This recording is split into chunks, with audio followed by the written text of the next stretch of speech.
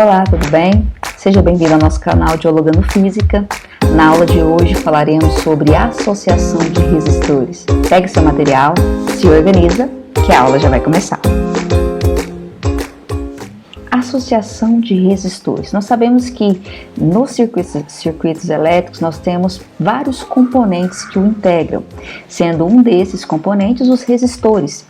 E os resistores, eles podem se associar entre si, podem se reorganizar dentro do sistema, alterando a tensão, alterando a corrente do circuito. Então é o efeito, de acordo com o efeito que é necessário aplicar naquele circuito, nós podemos ficar brincando aí com esses resistores, associando eles em série, em paralelo ou misto, que nós vamos ver como é que seria isso nessa aula.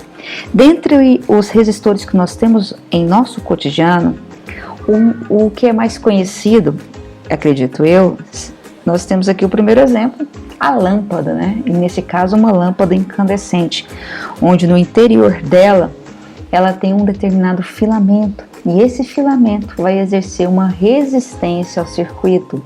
Então quando a corrente passar por ele, a corrente ela vai ter uma perca, né, dessa energia dela. Essa energia elétrica vai ser convertida em energia térmica. Por isso que se essa lâmpada ficar acesa por algum tempo, ela fica quente, uma lâmpada incandescente, também chamada de lâmpadas quentes. Um outro exemplo é o chuveiro. O chuveiro, ele tem dentro dele aqui vários resistores. Então, quando a água passa por essas resistências, a corrente, ao passar por ela perde essa energia elétrica que é convertida em energia térmica, aquecendo a água. E esses efeitos, tanto nas lâmpadas, quanto no chuveiro, quanto no ferro de passar roupa também, nós chamamos esse efeito de transformar energia elétrica em energia térmica de efeito Joule. E as energias em si é dada pela unidade no Sistema Internacional de J, que representa Joule, devido a esse efeito tão presente em circuitos elétricos. Então observa o ferro de passar roupa.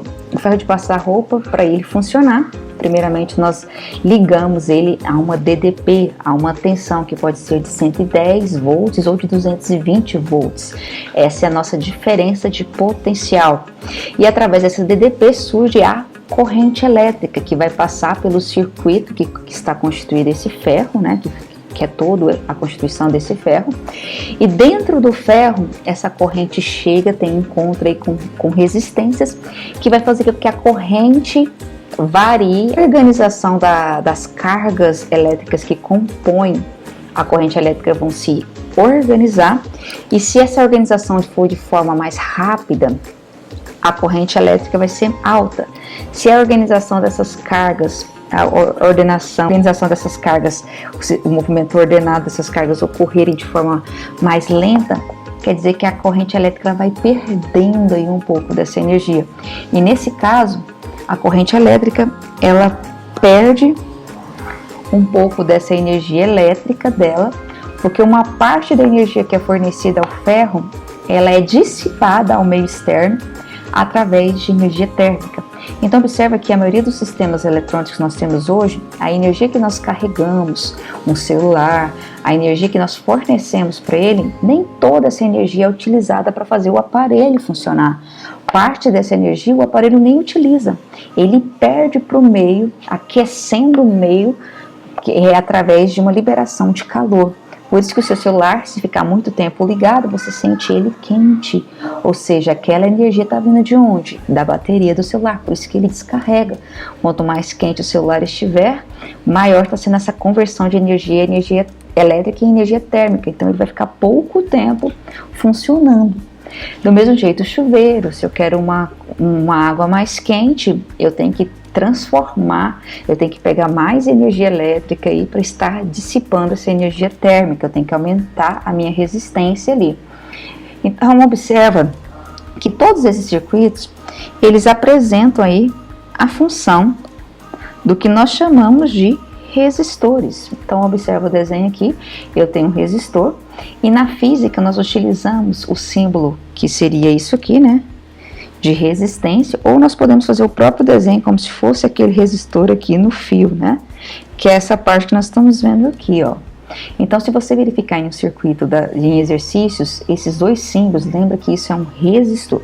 E o que é um resistor? Ele é a medida do grau de dificuldade que as cargas elétricas encontram ao atravessar um determinado condutor elétrico.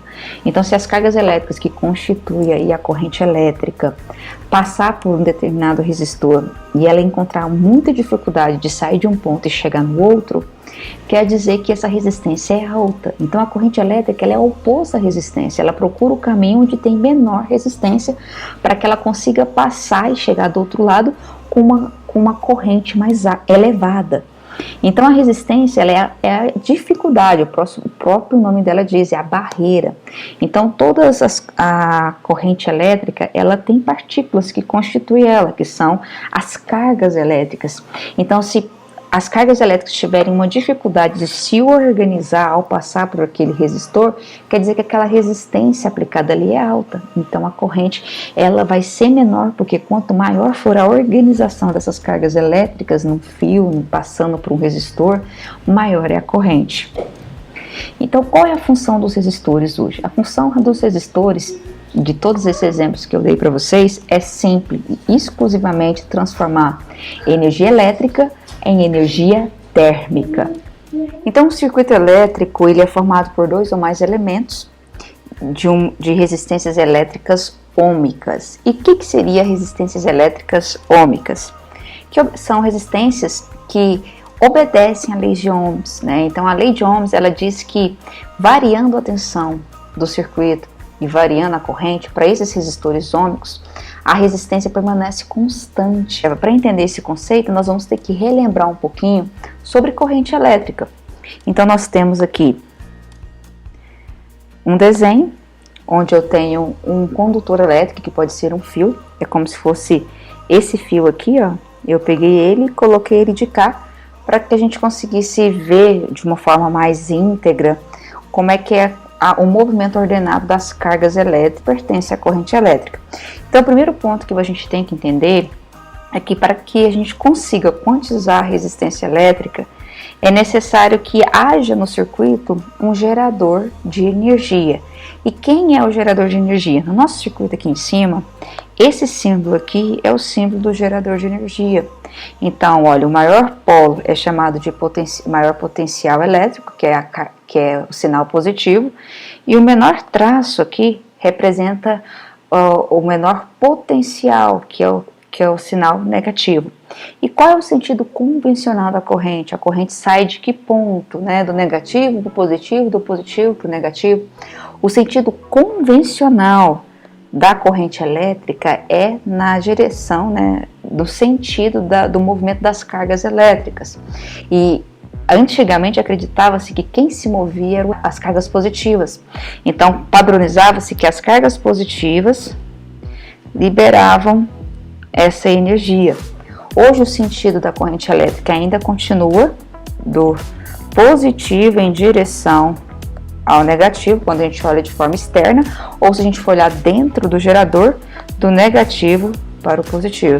Então observa que dentro do gerador é do negativo para o positivo e fora do gerador do positivo para o negativo. Então, como a gente sempre pega do sentido convencional, que é o fora do sistema, do geradorzinho aqui, a gente vai adotar sempre a corrente partindo do maior potencial.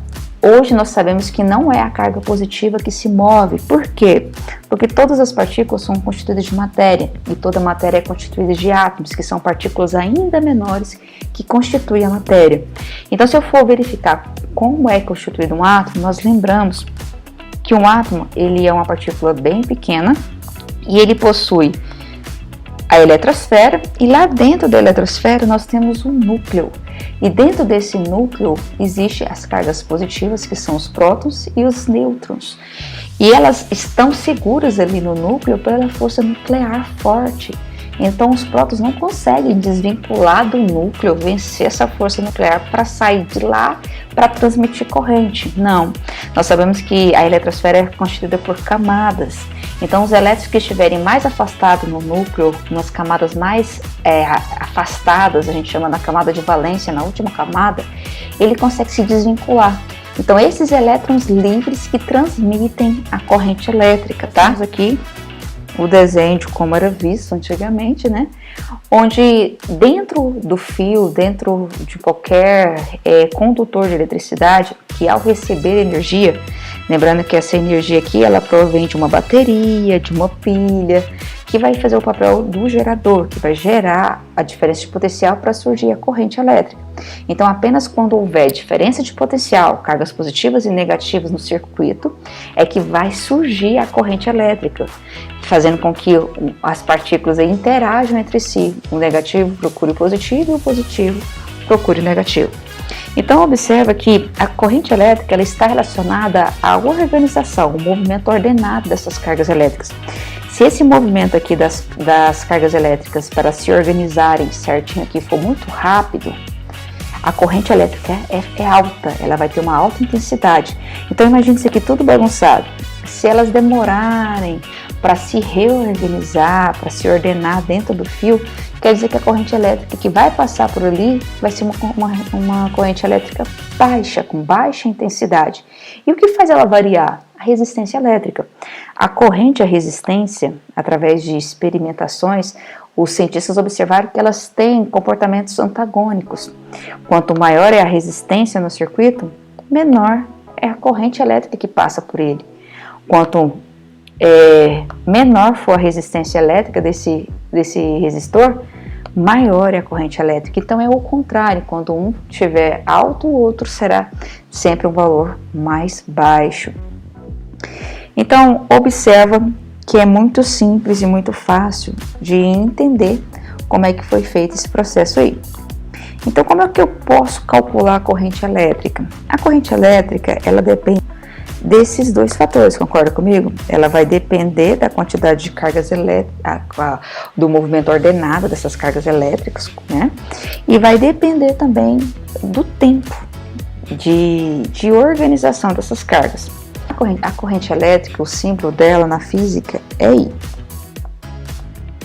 Então, como é que seria a intensidade da corrente elétrica I? Ela é dada pela quantidade da carga elétrica que atravessa em determinada seção transversal de um condutor por um intervalo de tempo. Então, eu vou colocar o módulo, quer dizer que a corrente elétrica sempre tem que ser valor positivo, da variação da carga elétrica dividido por um intervalo de tempo. E o que seria essa variação da carga elétrica? A variação da carga elétrica é um momento inicial e um momento final. Observa, quando a corrente elétrica passa por um determinado fio, o movimento ordenado das partículas ali que constitui, das cargas elétricas que constitui, ela vai estar de uma maneira. No final do processo, ela já vai se encontrar de uma maneira mais organizada. Então, quanto maior for a variação disso aí, maior é a corrente. Então, é dois estados, um estado final e um estado inicial do movimento aí ordenado, a quantidade de cargas elétricas que vai constituir esse fio, esse condutor. E as unidades? Como é que seria as unidades aí? No Sistema Internacional de Unidades, a corrente elétrica, ela sempre tem que sair em ampere. Já a variação da quantidade de movimento, ela sai na unidade de Coulomb, que é o C maiúsculo. E o tempo, ele, no Sistema Internacional, sempre será em segundos. Então, observa que, além de escrever dessa forma que eu mostrei para vocês, nós vimos que a quantidade de carga elétrica também pode ser encontrada de uma forma separada.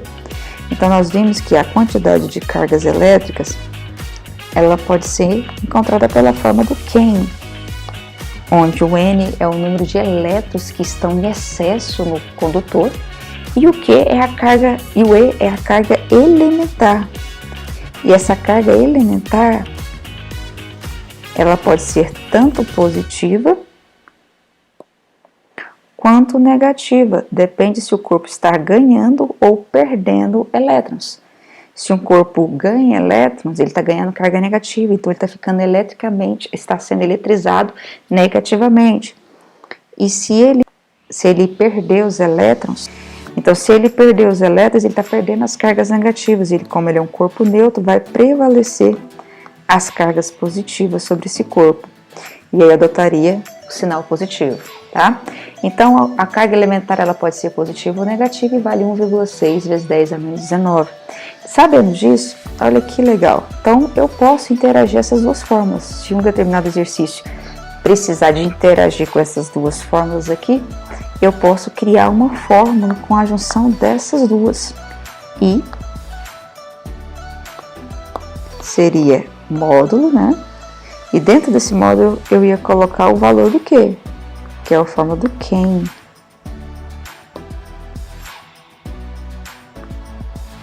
Dividido pela variação do tempo. Ok, então essa fórmula aí é a fórmula mais detalhada da corrente elétrica. Então nós temos duas maneiras de escrever a corrente elétrica. Nós podemos escrever a corrente elétrica em função da quantidade do movimento ordenado das cargas elétricas, que seria por essa fórmula aqui no intervalo de tempo, como elas se reorganizam, ou eu posso observar o número de elétrons que estão ali, né, no intervalo de tempo, que seria essa fórmula de K. E o sentido convencional da corrente, lembra-se que é sempre do positivo para o negativo.